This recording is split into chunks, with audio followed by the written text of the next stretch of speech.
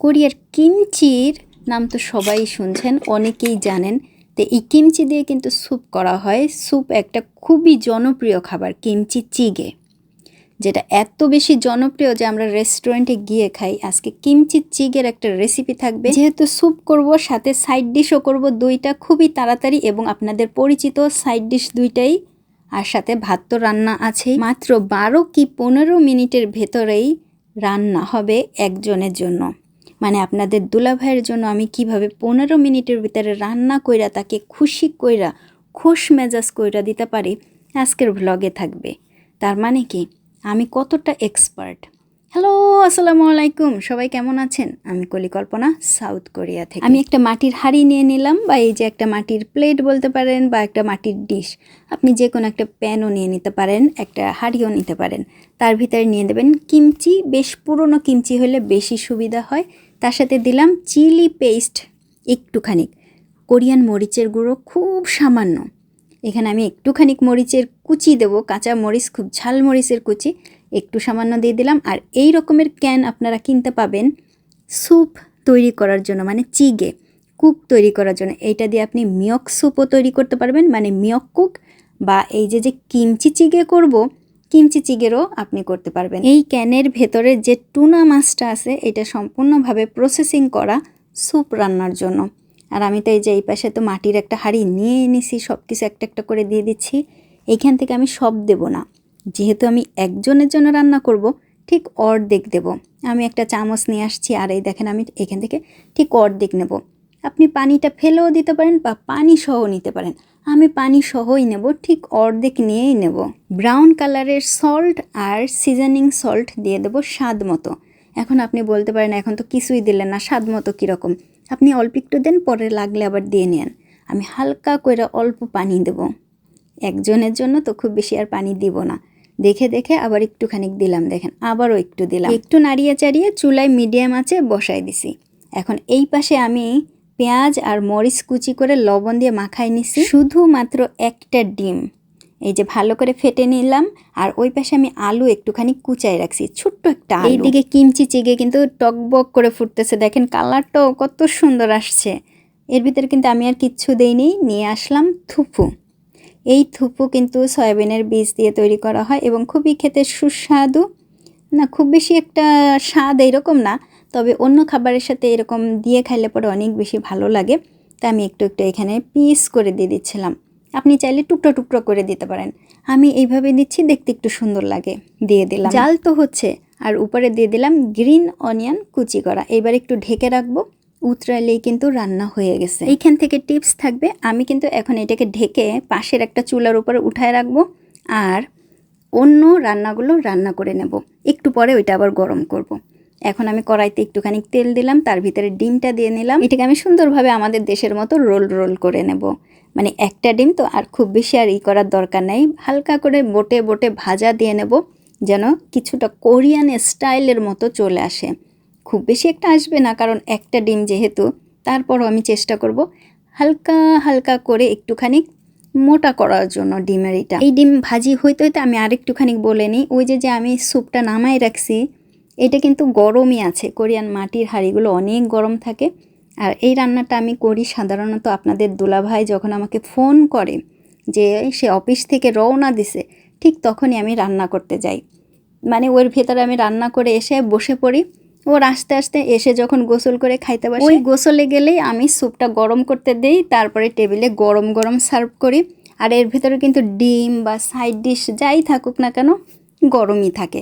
আর যদি একেবারে নর্মাল ফ্রিজের কোনো সাইড ডিশ হয়, তাহলে আর গরম করার প্রয়োজন পড়ে না। ডিম ভাজিটা কিন্তু আমি নর্মালভাবে এইভাবে করে নিলাম, বেশ ভালো হয়েছে। আর লাল করব না, কারণ আপনাদের দুলাভাইয়ের তো, আপনাদের দুলাভাইকে আবার খাবার দেওয়ার সময় খুব বুঝে শুনে দিতে হয়। যে কোনো খাবারই খুব মজা করে খায়, কিন্তু সাধারণত কোরিয়ানরা, অরিজিনাল কোরিয়ানরা মুখে যদি স্বাদ না লাগে সেই খাবার খায় না। সুতরাং আজকে কিন্তু পারফেক্ট একেবারে কোরিয়ানদের খাবার আমি তৈরি করতেছি, যে তারা কিভাবে খায়। আর এখন আমি ওই আলুটা ভেজে নেব। এই আলুটা আমি ছোট্ট একটা আলু আমাদের দেশের স্টাইলে কুচি কুচি করছি, তারপরে একটু ধুয়ে নিছি। বাস এখন এটাকে ভাজা করব। সামান্য একটুখানি লবণ দিলাম, এটাকে হালকা আঁচে ভেজে নেব। না এর ভেতরে কোনো হলুদ দেওয়া হবে না, কারণ ওই যে বললাম না কোরিয়ানরা কিন্তু হলুদও খায় না। না বলছি, অনেক আগের ভিডিওতে বলছি কোরিয়ানরা হলুদ খায় না, সেজন্য হলুদ দেব না। এইভাবেই ভাজা করে নেব। আমি আবার ইদানিং আস্তে আস্তে গোলমরিচ কিনে নিয়ে আসতেছি। সেই গোলমরিচ আমি নিজে নিজেই ভাঙা দিই, আর সেই গোলমরিচ যখন কোনো ভাজিতে দেই বা কোনো খাবারে দিই, খাবার অত্যন্ত সুস্বাদু হয় এবং প্রচুর ঝাল হয়। এখন আমি লাস্টের দিকে সামান্য একটুখানি লবণ দিয়ে দেবো, যেন লবণটা আর একটুখানি ভালো হয়। এইভাবে লবণ দিলে পরে লবণের স্বাদটা আর একটু ভালো আসে। এখন আমি দিয়ে দেবো গোলমরিচের গুঁড়ো। আপনারা যারা গোলমরিচ খাইতে পারবেন না বা বাচ্চাদের জন্য করবেন, অবশ্যই মরিচ দিবেন না। আর বড়দের জন্য করলেও সামান্য একটুখানি দিয়েন, খুব বেশি দেবার দরকার নাই। ভাজা হয়ে গেছে এবং নাড়াই চাড়াই আমি নামাই নেব। সাইড ডিশ বলছিলাম না, দুইটা করব, একটা হচ্ছে আলু ভাজি আর একটা হচ্ছে ডিম ভাজি। খুব তাড়াতাড়ি কিন্তু হয়ে যায়, মানে মাথা আপনাকে খাটাইতে হবে যে কি করলে তাড়াতাড়ি হবে, কি করলে খাবারটা খুব তাড়াতাড়ি সার্ভ করা যায় এবং খাওয়ার পরও বলবে হ্যাঁ ভালো খাইছি। আর কোরিয়ানরা সাধারণত স্যুপ থাকলে আর কিচ্ছু লাগে না, বুঝছেন। হয়ে গেছে। আর এর সাথে আমি দিয়ে দেবো একটা ঝাল মরিচ, যাতে সামজাং দিয়ে খাইতে পারে এবং খুবই তৃপ্তি কইরা খায়, বুঝছেন, সেই রকম একটা স্টাইল। আমার ওই আলু ভাজার সময়ই আপনাদের দুলাভাই ঘরে পৌঁছাইছে, গোসলে গেছে, আর আমি স্যুপটা চুলায় বসাই দিছি হালকা আছে। আর এই হচ্ছে আমার ক্যামেরার অবস্থা, দেখেন দিনে উঁচা নিচা কেমনে কী করতেছে। যখন এই স্যুপটা অনেক সুন্দরভাবে ফুটতেছে, গরম হয়ে গেছে, ঠিক আমি এটা একটু দেখাচ্ছি আপনাদেরকে। দেখেন এই কালারটা কত সুন্দর আসছে। এর ভিতরে কিন্তু আমি আর কোনো কিছুই দেই নেই, জাস্ট এতটুকু। আর যদি শুধুমাত্র এই একটা স্যুপই আপনি রান্না করতে চান, তাহলে 7 থেকে 8 মিনিটের ভিতর কিন্তু হয়ে যাবে। কি আছে আজকের খাবারে? মিক্সিং করা ভাত, একটা ডিম, শুধুমাত্র একটা ডিম ভাজা, আলু ব্ল্যাক পেপার পাউডার দিয়ে ভাজা করা, একটা ঝালমরিচ, এই পাশে আছে এই যে সামজাং, আর স্যুপটা দেখাই। এই হচ্ছে স্যুপ, কিমচি চিগে। 김치찌개? 어제 말했잖아 김치찌개. 그래서 김치찌개에서 কোরিয়ার খুবই জনপ্রিয় স্যুপ কিমচিচিগে। আর এর সাথে থুপু দেওয়া আছে, সাথে একটুখানি সাইড ডিশ করে দিছি, একটা মাত্র ডিম ভাজা করছি, শুধুমাত্র একজনই খাবে বিদায় যে আপনাদের দুলাভাই। আর ভাত। এই যে আমি কত তাড়াতাড়ি রান্না করে দিলাম, আর অনেকেই আমাকে বলে আমি সারাদিন রান্না করি। আরে ভাই, সারাদিন রান্না করব কেন?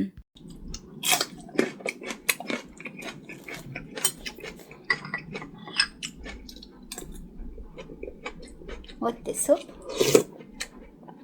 응? 숲 어때? 국. 괜찮아. 괜찮아? 두부가 남았어? 어? 남았었어? 어떤 거? 두부. দুবু, 이거 마지막 দুবু। থুপু একটুখানি ছিল, সেইটা দিয়ে আমি স্যুপ করে নিছি আজকের।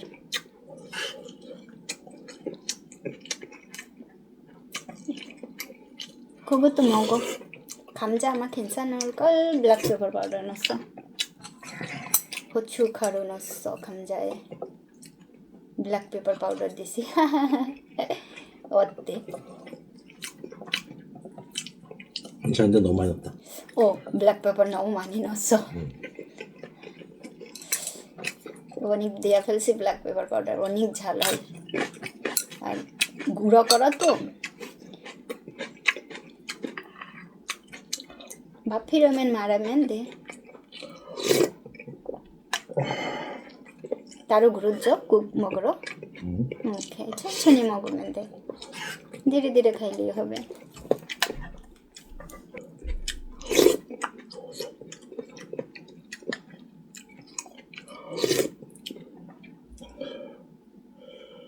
এই স্যুপটা কোরিয়ার কিন্তু অনেক জনপ্রিয়। অনেক রেস্টুরেন্টে আমরা এইটা খাওয়ার জন্যই যাই, অর্ডার দিয়ে খাইতে যাই। সেটা আপনারা ঘরে খুব ইজিলি তৈরি করতে পারবেন, এত ইজি এই স্যুপটা তৈরি করার। আমি তো প্রায় সময় তৈরি করি। আজকে তো একেবারেই দেখেন ভাত নিয়ে নিচ্ছে। আমরা যখন কোনো রেস্টুরেন্টে খাইতে যাই, এর থেকে আরও বেশি স্যুপ খাই। 조금만 에페 땡겨 넣어도 돼. 이랑 받침대 조심해요. 뜨거워. অনেক গরম। মাটির হাঁড়ি, কোরিয়ান মাটির হাঁড়িতে রান্না হয়েছে। আরও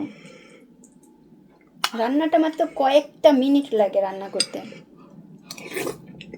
7-8 মিনিটের ভিতরে মনে হয় যেন এই যে কিমচির স্যুপ হয়ে যায়।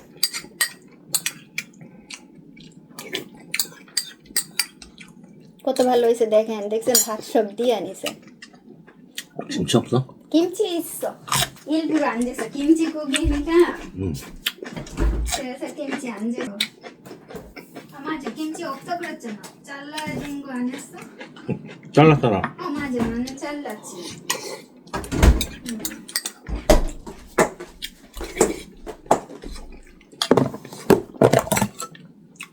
이게 마지막 김치야? 아니야. 또 있어. 또 있어? 또 있어요. 천천히 먹어. 어제 밥 뭐 먹었잖아. 나 때문에. 딱 계란 하나만이야 여기. 여보, 계란 딱 하나만이야? 2대 아니야. 딱 하나만 프라이 했어. 오빠를 주려고. 식당 같이 돼? 고기가? 응. 그래. আমি রেস্টুরেন্টের মধ্যে রান্না করি। একেবারে রেস্টুরেন্টের স্বাদে পাবেন আমি যে রান্নাগুলো করি, কোরিয়ান রান্না। মাঝে মধ্যে মনে হয় যেন কাউকে শিখাই, যে সেও রান্না করুক।